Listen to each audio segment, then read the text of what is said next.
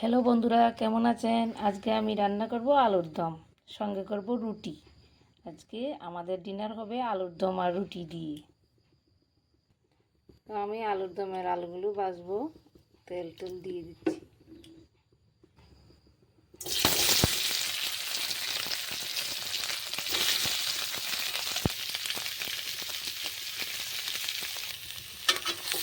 আমার আলুগুলো মোটামুটি ভাজাভাজি হয়ে গেল, আমি এবার আলুগুলো নামিয়ে নেব বন্ধু।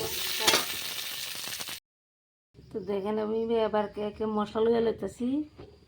মরিচের গুঁড়া দিলাম, হলুদের গুঁড়া দিলাম, ধনের গুঁড়া, জিরার গুঁড়া।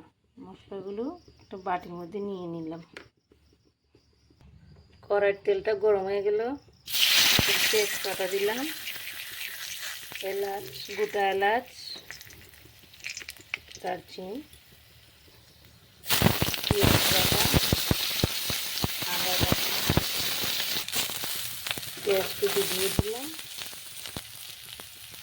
বাটির মধ্যে যে মশলাটি ধুয়ে রাখছিলাম, মশলাগুলো ভালো করে কষিয়ে নিলাম।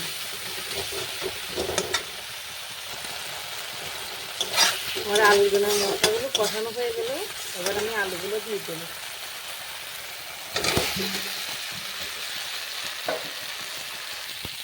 এবার আলুগুলোকে ভালো করে কষিয়ে নিলাম।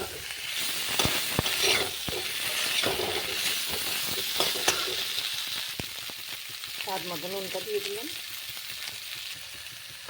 এবার একটু জল দিয়ে